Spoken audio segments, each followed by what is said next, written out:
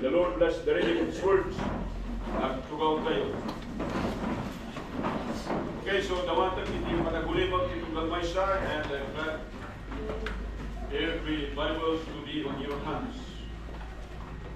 Huwag niyong itago yung Bible ninyo, dapat hawakan niyo yan. Kasama yung mga notebooks niyo kung mag-take notes kayo, yung mga nagdodrawing dyan. I want you kids before, ha? Kasi nag-take note kayo at drawing kayo, aramitin niyo. Welcome to the message. Ito yung mensahe tayo tatang nagsapat. Sabi ko sa aking page, this week's message is taken from the first chapter of Deuteronomy, wherein Moses reiterated God's instructions and commands, which is actually God's covenant with His people. Moses reaffirms throughout the book the theme. Ano yung theme na ito? Monotheism and loyalty is what defines the life of all believers. Pag sinabi natin monotheism, there's only one God. All other gods are not gods. There's only one God. Kaya sabi ko sa inyo, tingnan natin kung ang Diyos natin pinagsasambahan ay ang totoong Diyos. Because each and every religion, each and every denomination have created their own gods, which is not actually the gods of the Bible. This covenant theme goes to some length to make it clear that physical action must accompany the spiritual faith of Israel or of every believer. That to try and separate the two is folly or foolishness. Pag pinaghiwalay mo yung action at pananampalataya, ay isa pong kalukuhan o kaya ay walang tamang pag-iisip ang gagawa niyan. Sabi ko rito, in other words, works are an indispensable part of a believer's walk with God. At yan ay pinatutuhanan ni James sa aklat ng James. Show me thy faith, and I will show you my faith by my works. Sabi ni James. Hindi niya sinasabi na ang kaligtasan ay sa pamamagitan ng gawa. Hindi. Pero ang pananampalataya ay nagbubunga at nagdudulot ng gawa. Yan ang sinasabi diyan. Sabi ko rito, today, work is practically a 4-letter word within the body of believers. Everything has been spiritualized to the point that what we do is completely secondary to what we feel. Ang ginagawa natin ay hindi na natin kinukonsider na mahalaga. Basta ang importante, nararamdaman natin na tayo ligtas o kaya sa isip-isipan natin, emotionally, ligtas tayo. At hindi tayo nagsasamba, hindi tayo nananalangin, hindi tayo nagsisilbi sa Panginoon, as long as we feel that we are saved, then we are okay. Pero yan po ay mga bagay-bagay na atin pong malalaman dito sa aklat ng Deuteronomy na hindi ganyan ang buhay ng may pananampalataya. Kaya sabi ko rito, that once we have accepted Jesus as our Savior, we have no further obligations to God. Everything becomes optional. So ito ang naging prinsipyo ng lahat ng mga tao. Whatever denominations they have, whatever churches you attend to, ganyan ang mahalaga sa bawat isa ay ang kanilang feeling o kanilang nararamdaman. Ano ba ang feeling sa Tagalog? Ha? Ano ang feeling sa Tagalog? Karamdaman. Pero kung ang karamdaman ay isang sakit, you are feeling sick. Mali po. Yung nararamdaman mo, hindi, kasbiti rason tayo amin tata. Para kinyak, kasbiti tayo amin. That's going to find out. Because this message, I entitled it, Sabi ko rito, missed opportunities. Or missing opportunities. Pag sinabi natin opportunity is a positive thing. Opportunity ay isang bagay na gustong-gusto nating maging bahagi. We would like to be part of it, we would like to partake it, we would like to have it. Opportunity to finish your study is something that you desire. Tama ba mga estudyante? Oo, kaya makalpas kayo, iti-eskwila kayo. Yaman ang katagitin na kids na they are responsive. Opportunity nga nagtrabaho ka, nagswildo ka. Dahil iti desire, kung tarigagay, iti aming mamanggal. Opportunity to earn money. Opportunity nga nagkapit ka, mayat iti presyo. Opportunity nga nagmura ka, hanggang nadalulan iti pisting. Winubigis. Opportunity nga nagnegosyo ka, you know that you will earn something, that you will gain something, that it might become a profitable business. Opportunity, nga nung i-take mo, itiagas mo, maagasan ka, these are opportunities, right? Tama ba? But not opportunities becomes our experience. Hindi lahat ng opportunity ay na-experience natin. Kaya nga sabi ko rito, mas kadalasan na nangyayari sa buhay natin ay we miss the opportunity or we are missing this opportunity, which is the positive one, at ang nangyayari sa buhay natin ay negative things. Ano ba kasi dito po sa Deuteronomy, actually chapter 1 is actually a summary of the previous books. From Exodus to Numbers to Leviticus, andyan lahat yan. Sinama rin niya dito sa chapter 1 ang dahilan kung bakit ang mga taong ito they have missed the opportunity. Kaya nung tayo kita ang gagayong kitkapsab, saan lang ay suda, nung di ka siya mag-ibagbagay, kinyada mismo, and that is Moses. Napakalaking trahedya. Ngayong propeta ng Panginoon, yung servant ng Panginoon, hindi naging bahagi ng katuparan ng oportunidad na marating niya yung lupang ipinangako. Because right here, we are informed that, sabi kasi rito, in verse 3, it came to pass in the 40th year, in the 11th month, on the first day of the month, that Moses spake unto the children of Israel, according unto all the Lord had given him in commandment unto them. So ito, ni-rehearse ulit ni Moses. Kaya nung pinag-aralan natin yung first 5 books, yung Deuteronomy ay nanggaling po sa salitang Deuteronomian Toto. Deuteronomian Toto means the second commandment or the second copy. Oh. Hindi po ito pangalawang commandment. Do not misunderstood. Pag sinabi natin Deuteronomian Toto, the second commandment or the second copy, meaning the second reinformation. Because nung una doon, nung paglabas nila, doon po sa Egypt, nakarating sila sa Mount Sinai, nakuha ni Moses yung commandments doon sa burning bush, right? Wherein he spent 40 days and 40 nights communing with God. And as God was instructing him, and God wrote personally yung mga commandments na yon, at yon ang kopya ng kanilang covenant. Covenant ng Panginoon sa kanyang mga piniling tao. Oh.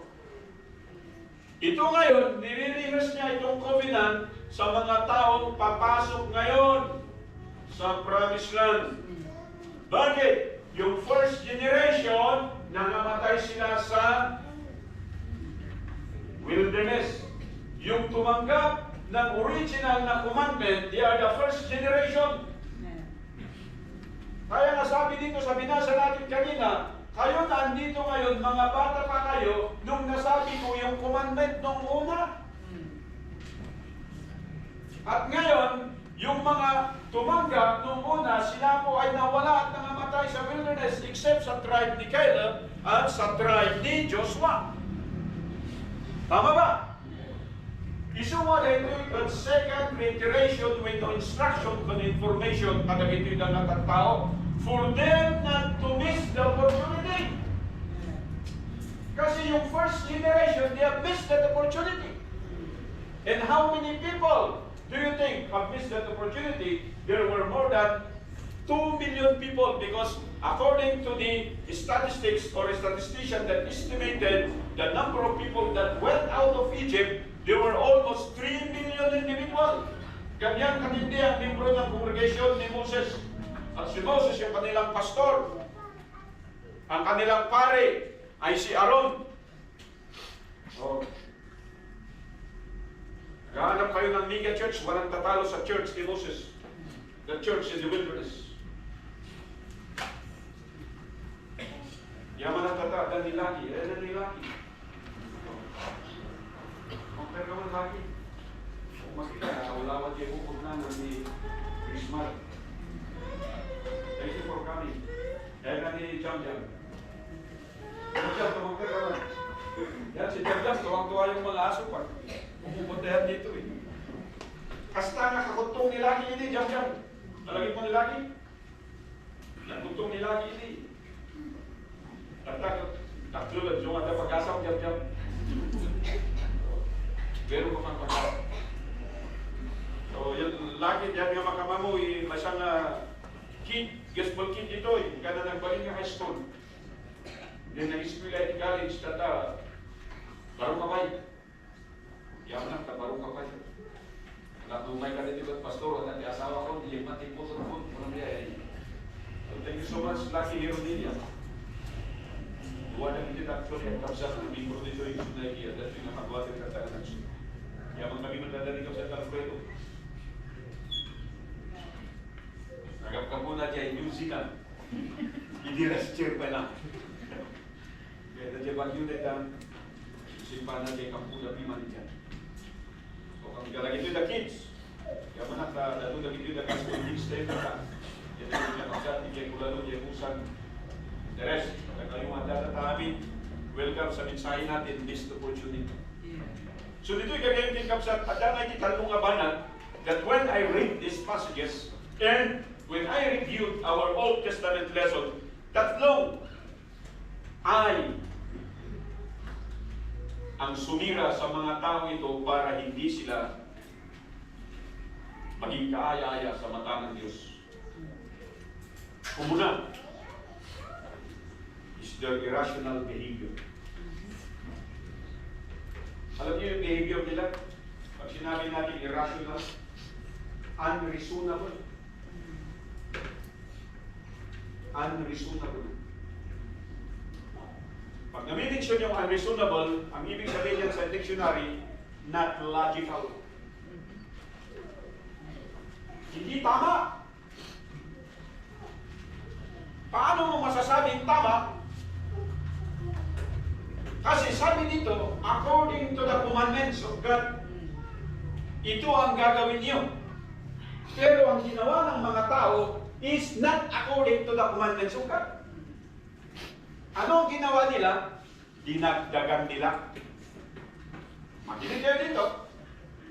Sa tingin natin, tama para sa atin, pero sa mata ng Diyos, it is an irrational behavior. Ano sabi ng Panginoon? Sinabi ni Moses sa kanila, go and possess the land. Pero sabi ng mga tao, wait! Magdala muna tayo ng mga spies. Sinabi ba ng Diyos na magpadala sila ng spies? Hindi! Pero sa puso ng mga tao, they are thinking in their own mind, logically, but in the sight of God, it is irrational. Anong bunga nung gusto nilang dagdagan yung kumandang Diyos? 12 yung pinadala nilang spy, na spies, majority doon sa 12, 10 sa kanila ay ayaw. Ayaw nilang bumalik. Ayaw nilang pumunta doon. Bakit? Totoo, maganda yung lupa, maganda yung lugar, pero nakakatakot, mas nanaig yung fear of man nila kisa faith of God. Sabi ng Panginoon go and possess it. As I have been with you in the wilderness, so shall I be with you in that land. Kung titignan natin ang mga taong ito, nanaig sa kanila yung prinsipyo na sila ay mas matalino kisa sa Diyos.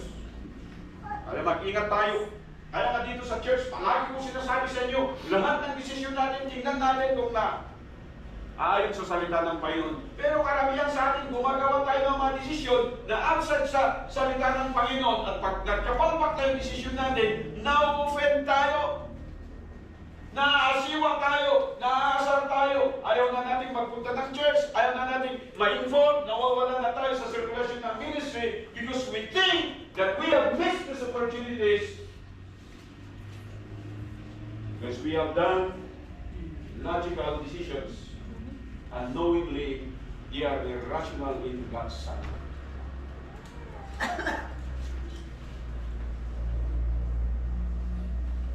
Napakatindi. Nyati kunana. EJ verse 5.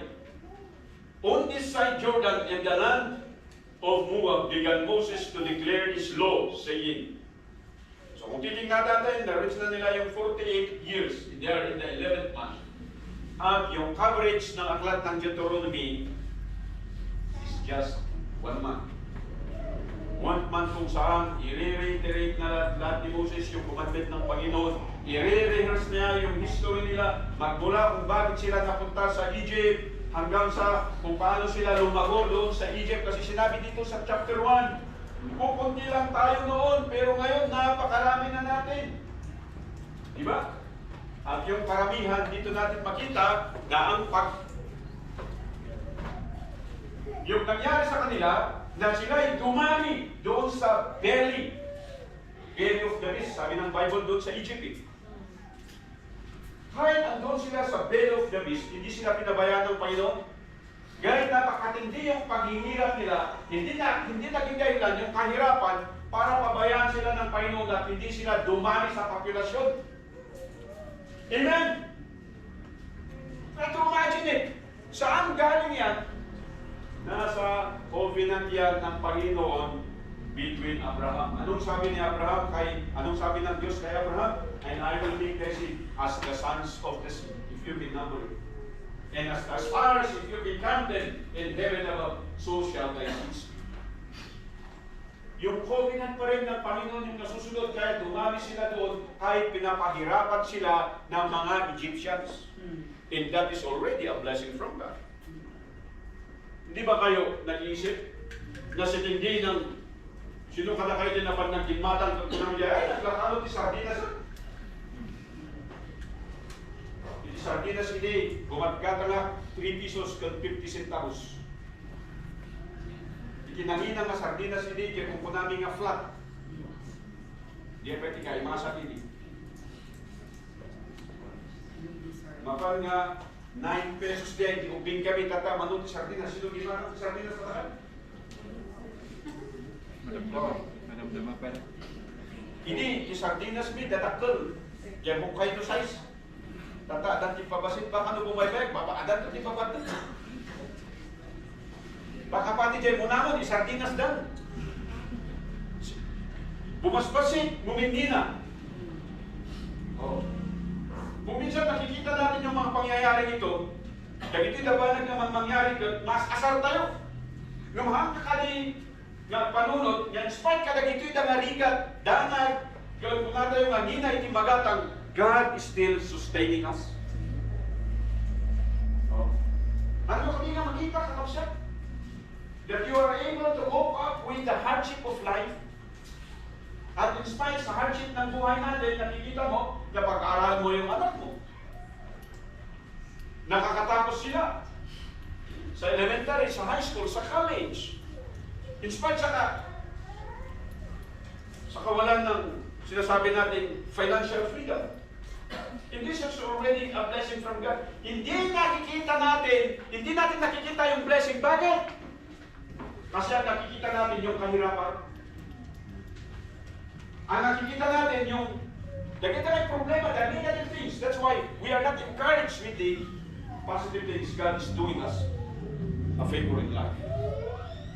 We are missing the opportunity. Why? Because we concentrate so much on negative things. Kaya one thing that I've learned dito is yung negative andyan palagi sa buhay natin. Amen? Ang napakahirap mahanap at makita ay yung positive things. At sasabihin ko sa iyo, pag ito ang hinahanap mo at ito ay makikita mo, that's more than enough for you to claim.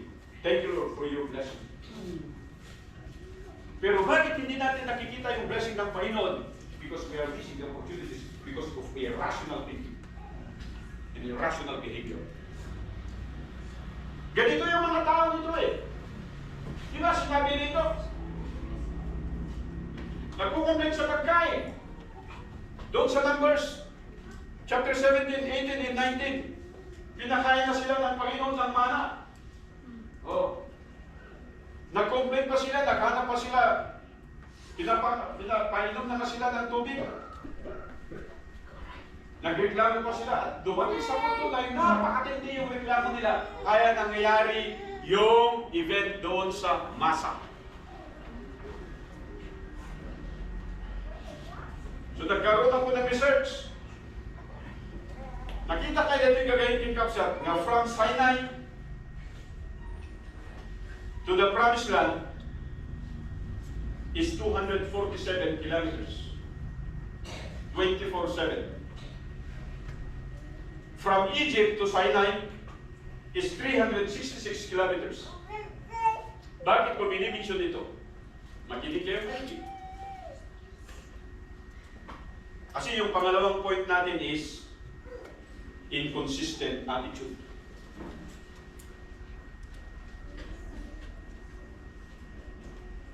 Yung bang katulad ng nangyayari sa mga church, sa atin. Nagpa-faithful ka ngayon, kinabukasan, unfaithful ka. You're in fire today, but tomorrow, you lose that fire.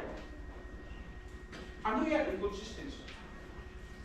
Katulad ng ito, nananalangin sila. Pag sinunod ng Panginoon yung kanilang panalangin, tuwang-tuwa sila. After na-experience nila yung answered prayer, nagsusubside yung spirituality nila. Anong nangyayari sa kanila? Nagiging consistent ang buhay nila. Nagmamurmur sila, nagko-complain sila. And be careful of your murmurings. Kahit sinasabi mo yan sa iyong isipan pa lang, alam na ng Panginoon.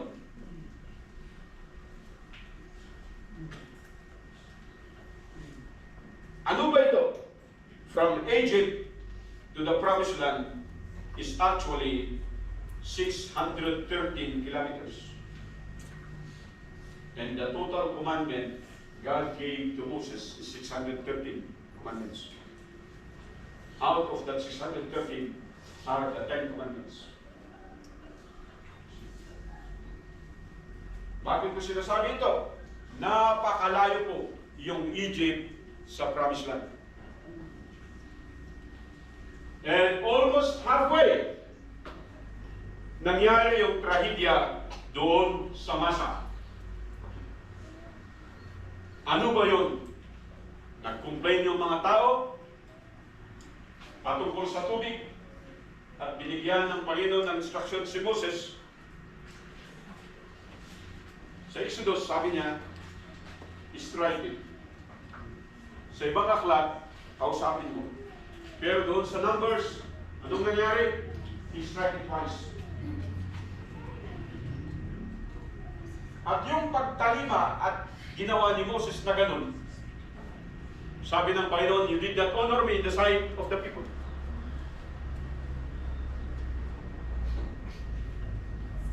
Moses only need either to talk to them or to strike it once. Pero dumating sa punto na si Moses ay galit na galit sa kamumurmur ng mga tao. Kakukomplain nila. Anong sabi niya? Must I need to provide always for you? That this rock will provide water for you? Dumating sa punto na high blood si Moses and he struck it twice. At sa kadahilanan yun, he missed the opportunity. Dahilan sa inconsistent attitude ng mga tao. Mahirap maging inconsistent. Kaya ang labanan ngayon, maging consistent tayo sa ating pananampalataya. Alam niyo, while others are getting tired, others looking for an easy, merry, go happy type of service, we are never commanded that way in the Bible.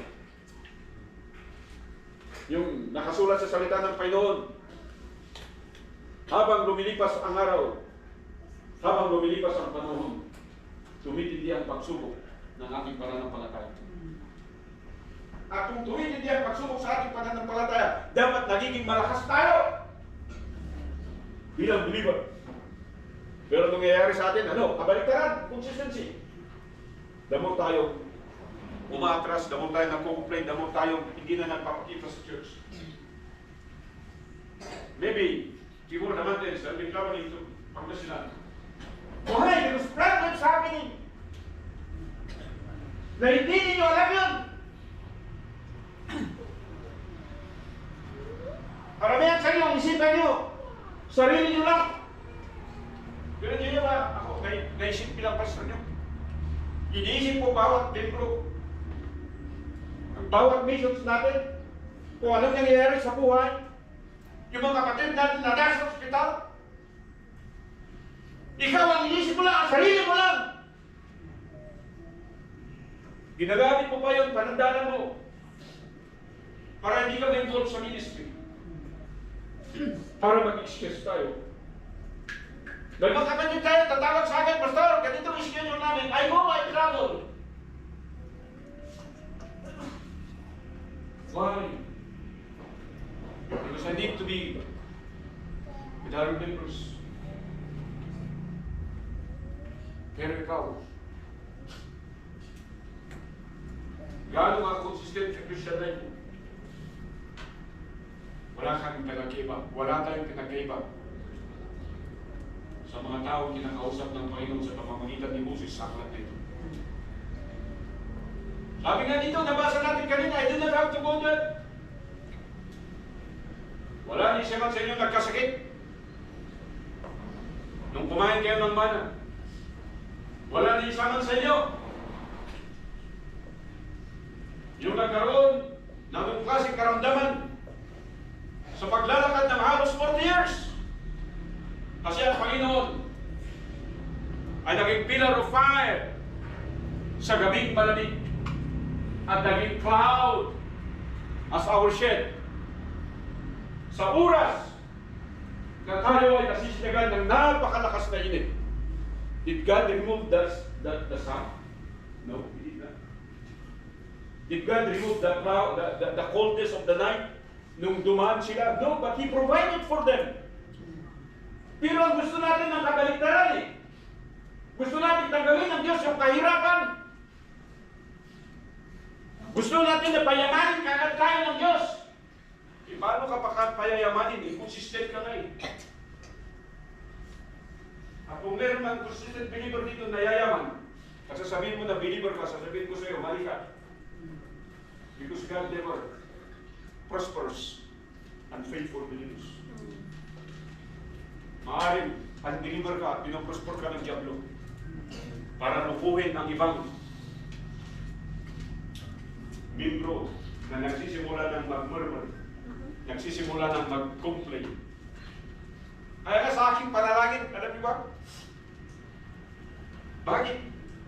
Bakit si Israel pa? So dinabi-dabi ng bata na mahirap gamutin, bakit si Israel pa? Kung saan may magulang na faithful, consistent na sumusuporta, bakit si Israel pa? See? Every time I pray, tinatanong ko ito sa Panginoon, anong sasabihin ng Diyos? Anong sasabihin ng ibang tao sa amin? Titignan nila yung mga faithful na members, sila pang nagsasuffer. Kaya nagiging inconsistent tayo. Kaya sabi ko sa Panginoon, Panginoon, provide healing, pang-aasin. Para hindi naman ito gamitin ng mga tao at gamitin ng himlo na mahirap palang mag-fight for. Bakit? Because you will suffer. You will lose someone. No, it's not. Dumarating pag ganito para subukin ang Panginoon ng ating pananampalataya. Are you listening? Consistency. Kaya sana mawala na ito sa atin. And mostly, kung ang irrational behavior natin is because of mixed emotion, dami-dami mo kasing iniisip, ay naging emotional tayo. Hindi dapat nakafocus tayo sa Panginoon. Dito nga sa commandment niya. Sinusustain niya yung mga tao nito. The mightiest army, walang panalo sa kanila, di ba? Hinabol sila ng mga Egyptians.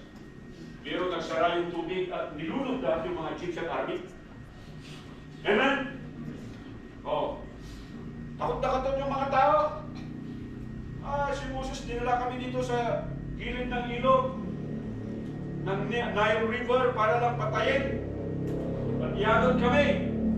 Yun ang ugali natin pagdating ng problema. Inconsistent tayo. Hindi siya tumalima sa Panginoon. Sabi natin, God, you allow these things to happen, but do not leave me. Please join me. Kasi yun ang sabi ng Panginoon. In the wilderness, I shall be with you. In your battles, I shall be with you. In your sickness, I shall be with you. Only, do not have no other gods before me. Ay sabi ko sa inyo, kahit baptist ka, meron kang mga Diyos na ginawa sa buhay. Mga pamilya mo, mga kaibigan mo, mga trabaho mo, negosyo mo. Yun ang priority natin. Mag-ingat po tayo, mga kapatid. At yung inconsistent natin ay monetary considerations. Kung may pera ay andyan ka. Kung ragagsak, andyan ka. Kung happy, andyan ka. Pero kung mapapagod ka, kung gagastos ka, magsasakripisyo ka, karamitan sa atin, ayaw natin. Alam niyo, bilang pastor niyo, I'm very thankful to God. Why? Because I'm healthy today. Alam niyo, kayong kasama ko dito, nasubukan kong hindi makabangon ng halos 3 buwan. Hindi makalakad ng halos 1 linggo. But today, because it's stand up, I can still work. Sabi ko sa Panginoon, thank you, Lord. Just make me well in this strong. And I will serve you the rest of my life. Pero tayo, dami natin malalakas dito. Pero saan tayo naging paglaban? Sa labanan ba ng pananampalataya o sa labanan ng mundo?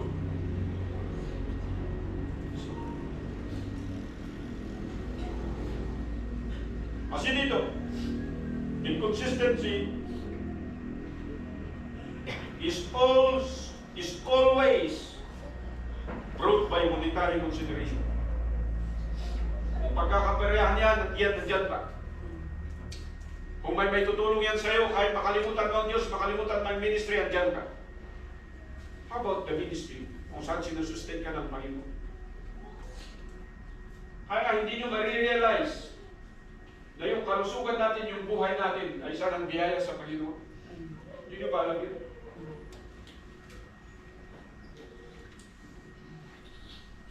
Marami akong nakilala na napakalusog ngayon, pero kinabukasan, nadadiagnose na stage 4 cancer na.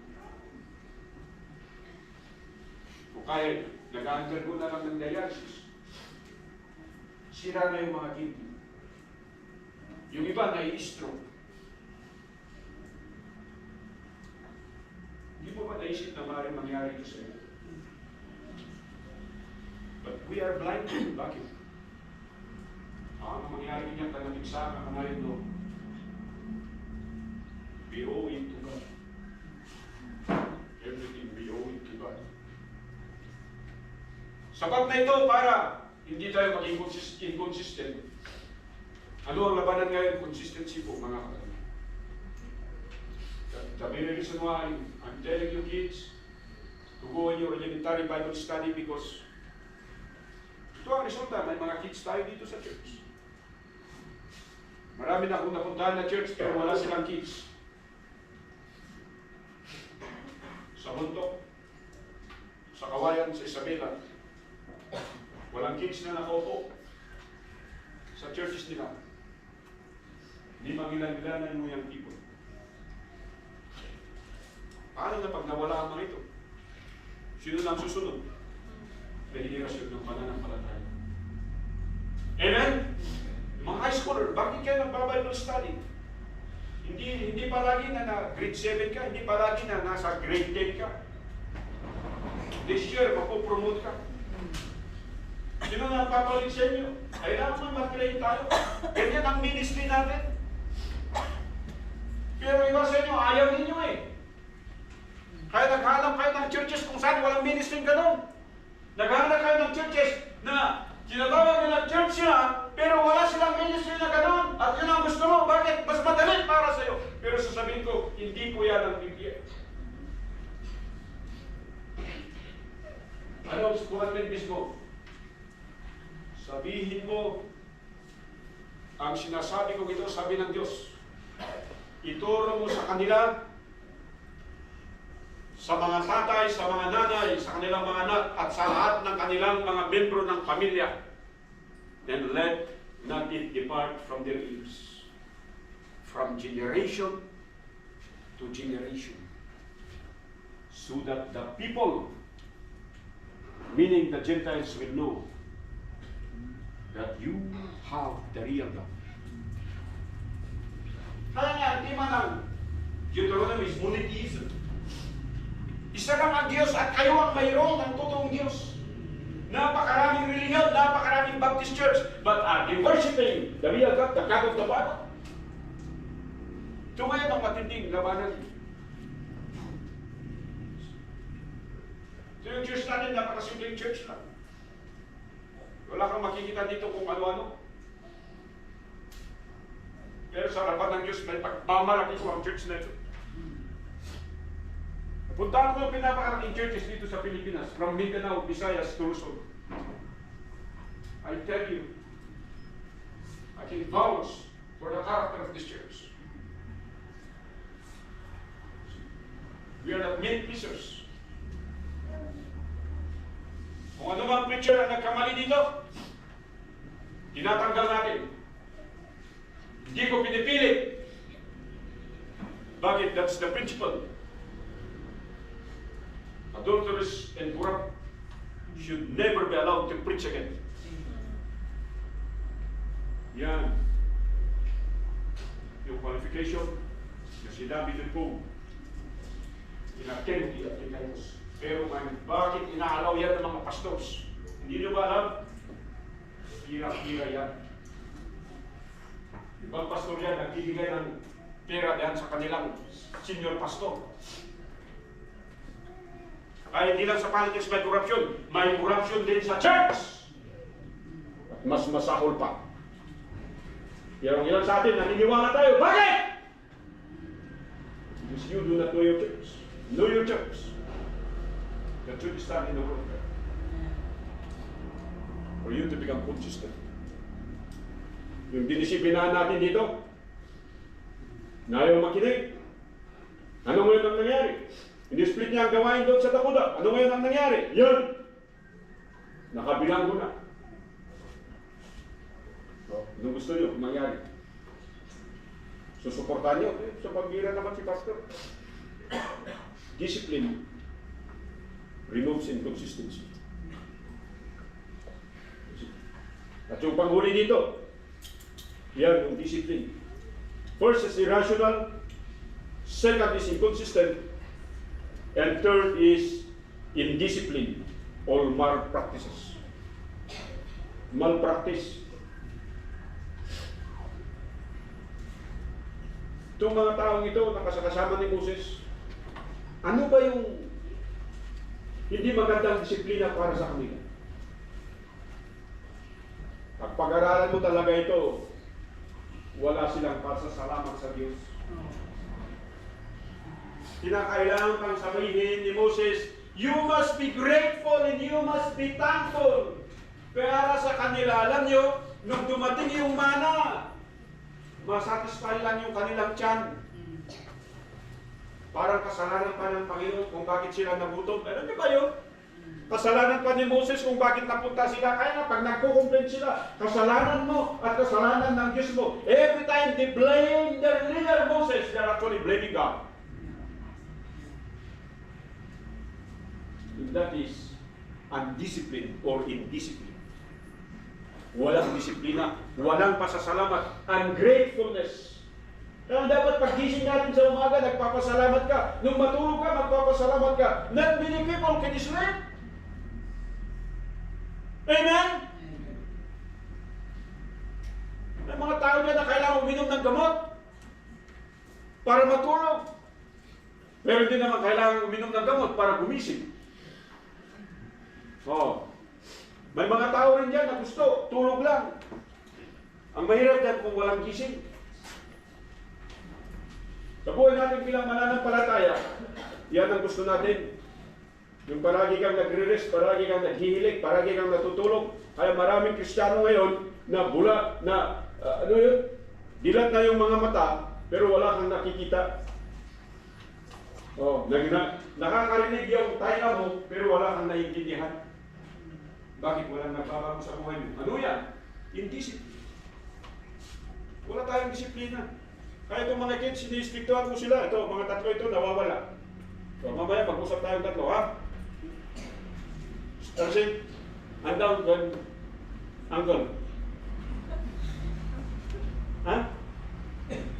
Nangatag ito yung isang date in Marayda afterwards. Nagbalong kayo? Panganak ko? Ha? Nabalong niyo? Panganak ka? Bakit tumakas kayo man yung maramdaman? As young as they are, ano ito? Mag-train sila. Na may afternoon service tayo. Amen?